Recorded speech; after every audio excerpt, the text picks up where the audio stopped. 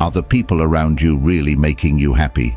Or are they just there, bringing negativity and bad vibes? Buddha once said, "Like a strong rock that doesn't move in the wind, smart people don't get upset by praise or blame." Have you thought about how this idea can help us deal with tough people nowadays? We're going to explore Buddhist lessons on how to handle 7 types of challenging individuals who might disturb our peace. Number 1. The gossip monger. They really like spreading stories and saying mean things about people, kind of like a dirty river. They mostly talk about others to make them look bad, not good, which can cause drama. This can be bad for both the people being talked about and those listening, making everyone feel less trustful and more negative. When dealing with a person who loves gossip, remember Buddha's rule. Don't speak, listen to, or look at anything mean.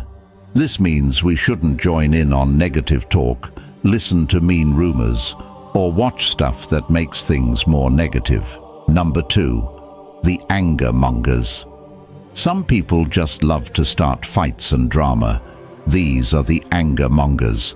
They're all about bringing negative energy and getting into arguments, like they're throwing wood on a fire.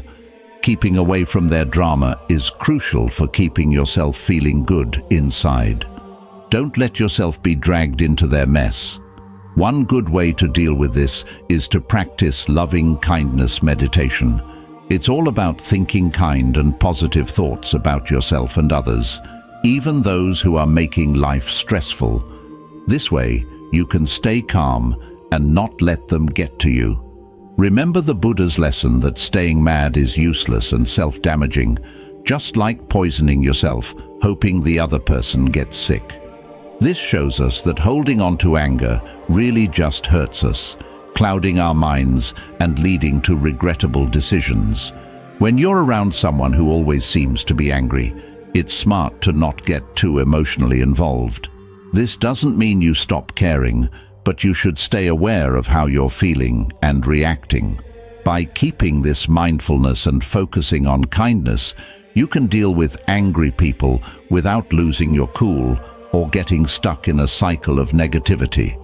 Understanding that you control your own responses and choosing peace and kindness is the best way forward. Number 3. The know-it-alls. These are people who always seem too sure of themselves, often ignoring what others think. They like to keep the talk focused on their own ideas, not really caring about hearing different viewpoints. This usually means they're looking for praise, not actually interested in sharing or gaining knowledge. Trying to argue with them doesn't really work. They're not likely to change their opinions, no matter how strong your points are. To stay peaceful and conserve energy, it's smart to avoid direct confrontations. A quick "thanks for your thoughts" lets you recognize their opinion without further debate. This response can nicely wrap up or redirect the discussion, preventing stressful arguments. The Dhammapada teaches the value of silence over engaging in talk that doesn't lead to peace or understanding, suggesting that sometimes not joining in on unproductive discussions is the best approach. By steering clear of pointless arguments, especially with those who think they know it all, you safeguard your mental and emotional health. This method follows the Buddhist ideal of right speech, encouraging us to speak in ways that are honest, kind, and harmonious, while avoiding words that could cause harm to ourselves or others. Number 4. The manipulators. These type of people are tricky to spot and deal with, since they mask their motives with fake kindness. Their goal is to subtly push you into doing things their way, hurting your mental and emotional state in the process. They're good at making conversations work for them, often leaving you unsure or guilty about your own desires or views. To counter manipulators, it's essential to recognize their methods, whether it's through flattery, making you feel guilty, or pretending to be weaker than they are. Knowing their game plan helps you to be more assertive in your responses. Speaking up about your truths confidently and clearly, without getting aggressive, is key. It's about letting your feelings, needs, and limits be known in a way that leaves no room for others to twist your words or push you around. Standing firm on your personal boundaries is crucial. These are the rules you set for how you want to be treated and what you're willing to deal with. Being clear about your boundaries and sticking to them shows manipulators they can't control you. Sometimes all it takes is a firm no without needing to justify yourself. Your thoughts, feelings, and decisions are yours to make. Buddhist teachings can offer helpful guidance on how to handle people who try to manipulate you. Buddha's advice was, be careful with your thoughts. They lead to the actions that shape your life. This reminds us of the importance of being aware of our thoughts and feelings, especially when dealing with manipulative people. Watching your internal responses helps you avoid being influenced by others' attempts to manipulate you, keeping your peace and independence intact. Dealing with manipulators is about understanding their methods, sticking to your boundaries, and keeping track of your own mental and emotional state. This helps protect your well-being and ensure you stay true to yourself. Number 5. The energy vampires. Imagine being around someone who always leaves you feeling drained and filled with negativity afterward. These individuals, known as energy vampires, have a way of taking your positive vibes and replacing them with negative ones. Often, they aren't even aware of the effect they have on others. To keep your energy safe from being drained, setting boundaries is essential. Boundaries help you clearly define what behaviors you will accept and which ones you won't, serving as a protective measure for your emotional health. Also, it's important to practice self-care to refill your energy and stay balanced. Meditation is a fantastic tool for this. It lets you create a quiet, peaceful spot inside yourself that keeps away the negativity from others. It's like having a shield that maintains your inner peace and focus. Buddhism teaches that being happy is something you have to take care of yourself. This means ensuring your own well-being and happiness is your job. By keeping away from people who drain your energy, setting your own limits, and following self-care practices like meditation, you're taking control of your own happiness and keeping your energy safe from being drained. This helps you move forward on your journey to finding inner peace and spiritual growth, free from negative influences. Number 6. The envious people. These people tend to be happy when others face difficulties, which is sad to witness. They often seem to enjoy seeing others fail. However, Buddhism teaches us to handle these situations with wisdom and compassion. Instead of feeling bitter or negative towards an envious person, we should try to understand and be compassionate towards their inner struggles and unhappiness. Adopting this way of thinking not only helps us keep our inner calm, but also makes the world a nicer place by spreading kindness and understanding. The concept of mudita, or feeling happy for our own successes and the successes of others, plays a key role in handling jealousy. It teaches us to be grateful for the good in our lives and in the lives of others, which can lessen feelings of envy. Buddhism shows us that hate can't be beaten with more hate, but only with love, indicating that being kind and empathetic is how we can beat negative feelings.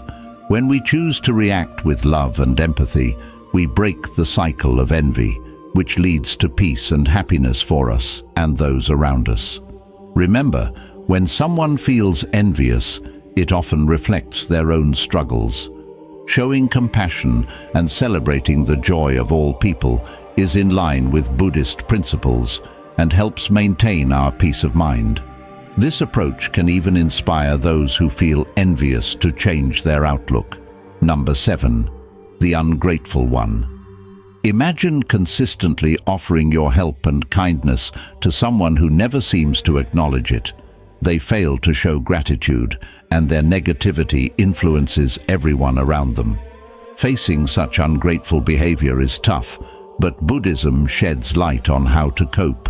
It teaches us that happiness is an internal state, not reliant on others' approval or recognition.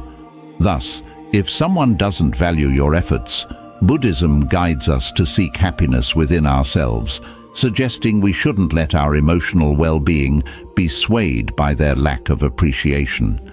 This means not waiting for a thank you or approval for what we do. We should give just because we want to, without needing someone else to notice.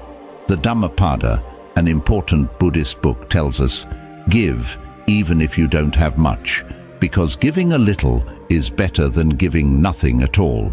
This idea reminds us that every act of kindness counts, big or small, whether or not it gets recognized. It's about doing things from the heart, without expecting a return. When dealing with ungrateful people, this teaching can help us stay strong.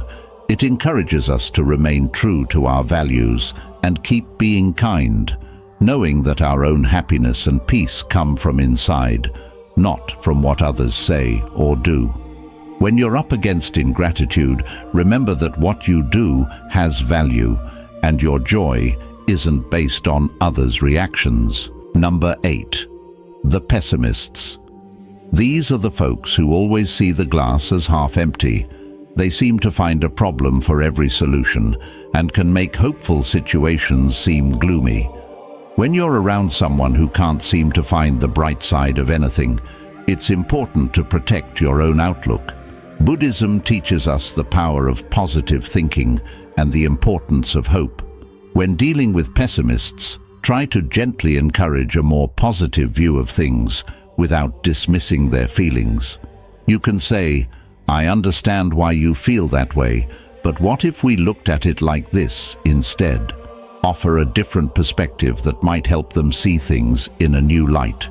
Remember, you're not there to fix their outlook, but to protect your own positivity and maybe, just maybe, help them see a sliver of hope. Number 9. The always uninterested one.